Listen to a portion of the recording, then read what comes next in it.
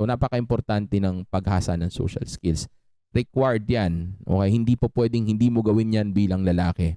Okay? Even kung babae ka, gawin mo rin yung bagay na yan. Dapat marunong kang makipag-usap sa tao dahil kaya tayo marunong magsalita ay dahil of course ang gusto ng Diyos ay matuto tayo mag-communicate sa isa't isa para magawa natin magkaintindihan at hindi na lumala pa ang mga sitwasyon o mawala ang mga oportunidad na dapat para sa iyo sana. Okay, dahil kung hindi ka marunong magsalita, pwede mawala sa iyo interview, 'di ba? So napaka-importante ng social skills. Pwede mawala sa interview, pwedeng sabihin nating mawala sa iyo ang isang business opportunity o kaya sabihin nating pwedeng dumating ang araw na mawala sa iyo yung babae na gusto mo kasi kaharap mo na siya tapos hindi mo alam ang sasabihin mo, 'di ba?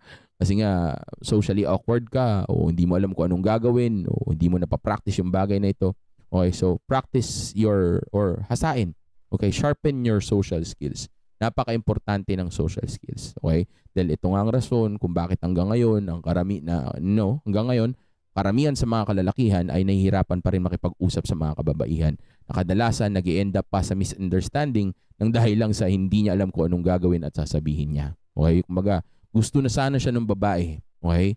So dahil nagkamali siya sa sinabi niya o dahil kinabahan siya o dahil sabihin nating hindi niya alam yung sasabihin niya at may nasabi siyang mali nga, okay?